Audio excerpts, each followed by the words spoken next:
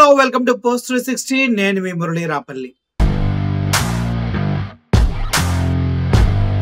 అబాబాబాబాబాబా ఏం చెప్తారు మీరు ఎప్పుడు ఇలాగే ఎందుకు చెప్తారో మాకు అర్థం కావట్లేదు. పవన్ కళ్యాణ్ గారు, మీరు చెప్పిన లాజిక్ తోటి ఆంధ్రప్రదేశ్ ప్రజలు కనుక ఏకీభవిస్తే స్కూల్ అసలు అవసరమే లేదు.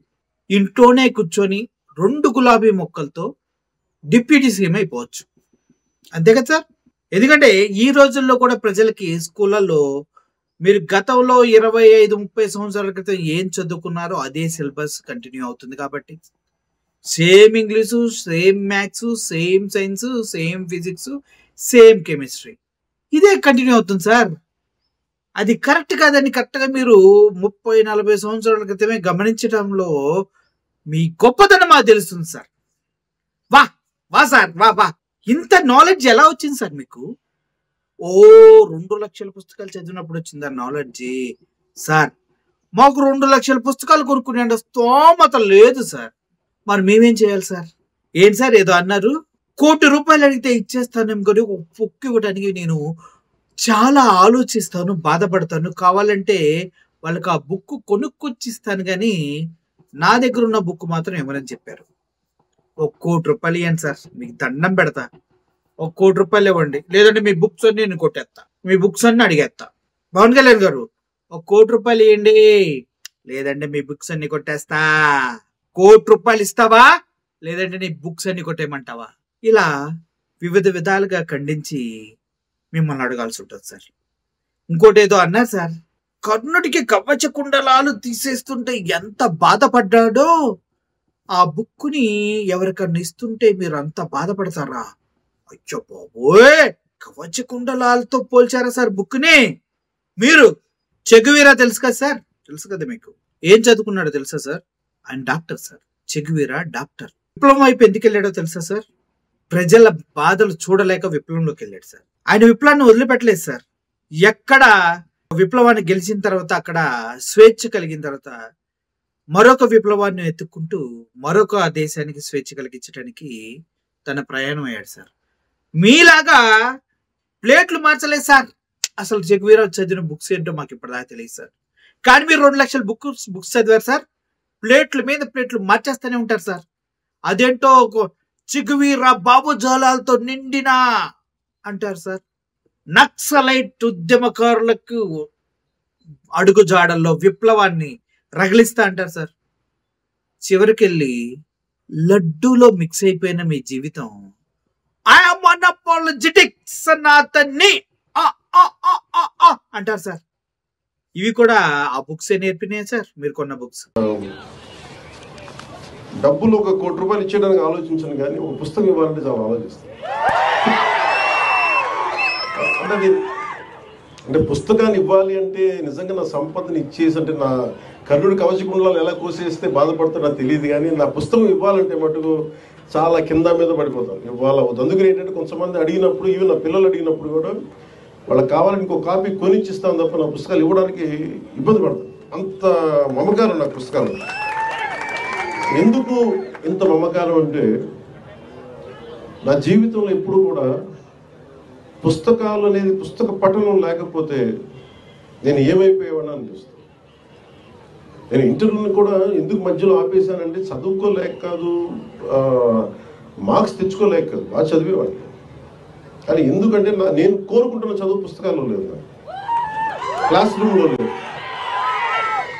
అందుకు నేను ట్యాగూర్ గారి ప్రేరణతోటి, అంటే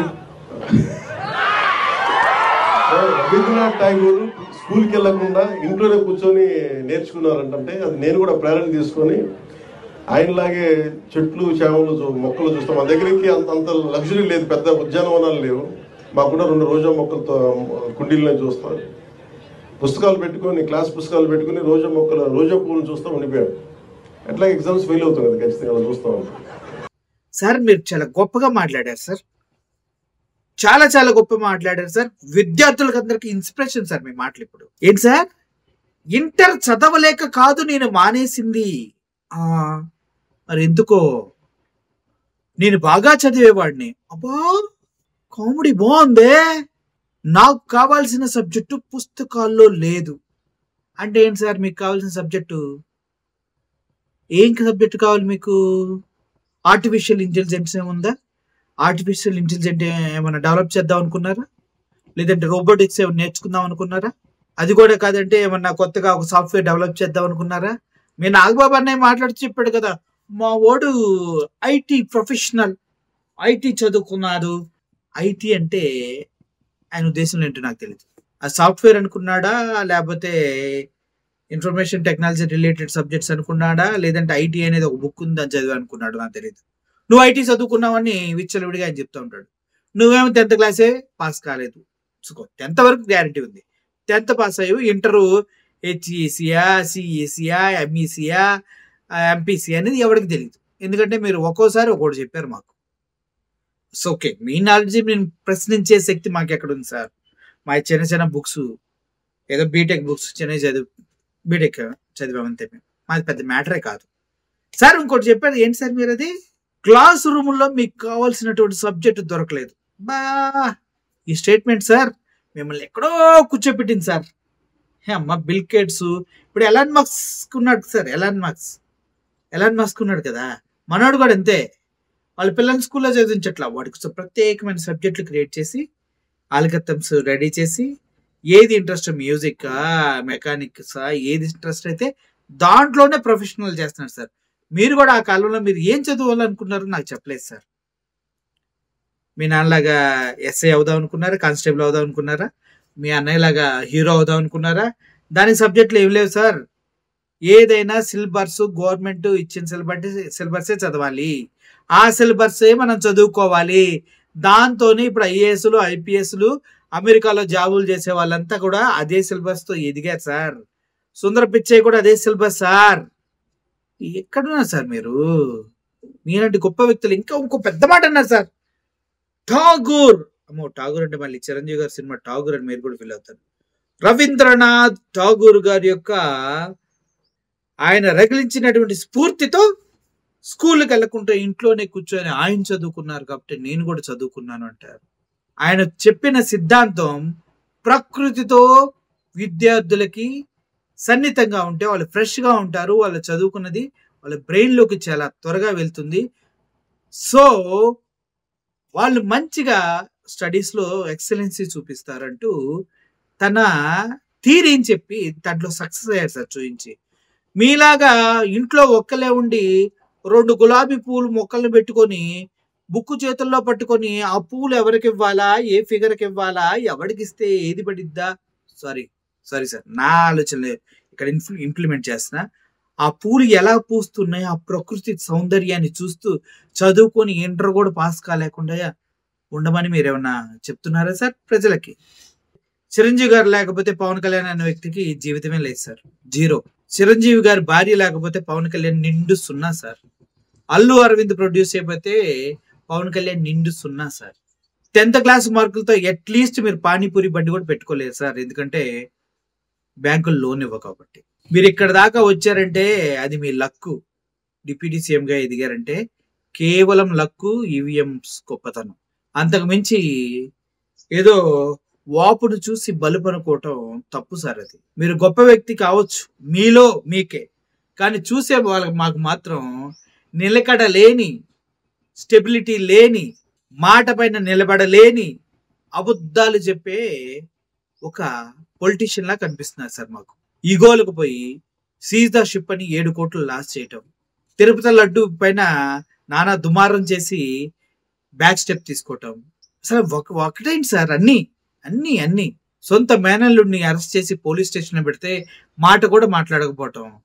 అదే చంద్రబాబు నాయుడు గారు తీసుకెళ్లి స్కిల్ డెవలప్మెంట్ కేసులో రాజమండ్రి సెంట్రల్ జైల్ స్నేహ బ్లాక్ లో పెడితే రోడ్ల మీద పడి డొల్లటం. ఇవ్యా సార్ మీరు నేర్చుకుంది? అన్ని బుక్స్ చదివి మళ్ళీ తొలిపే ప్రేమ కోసం అంట ఆయనకి బడ్జెట్ ఇచ్చారంట 15 లక్షలు. 15 లక్షలు ఒక సినిమాకి ఇస్తే 2 లక్షలు, 1,50,000 పెట్టో 2 లక్షలు పెట్టో పుస్తకాలే కొన్నారంట.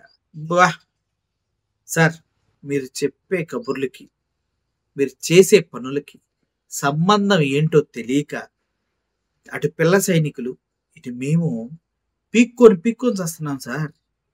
దయచేసి కొంచెం క్లారిటీ మెయింటైన్ చేసి మీరేం చదవాలనుకున్నారు, ఏమయ్యారు, మీ టార్గెట్ ఏంటి, మీరేమయ్యారు, ఆ ఒక్కటి చెప్పండి. ప్రజలారా, మీకు కూడా నా విజ్ఞప్తి, విన్నపం ఒకటే. ఎవడో వచ్చి ఏదో పదవి దొరికిందని ఇష్టం వచ్చినట్టు నోటికి ఏదొస్తే అది వాగితే మీరు అది నమ్మకండి. ఎందుకంటే 10th క్లాస్ పాస్ అయినోడికి సొసైటీలో విలువ లేదు. నువ్వు 10th క్లాస్ పాస్ అయితే నువ్వు ఏమి సాధించలేవు. ఇప్పుడు ఎవడెవడో చెప్తారు మావాడు అది పీకాడు, మావాడు ఇది పీకాడని. ఎన్ని పీకినా కూడా 10th క్లాస్ వాడు 10th క్లాసే. Okay, thank you so much for watching this video. I'm Murali signing off. Thank you.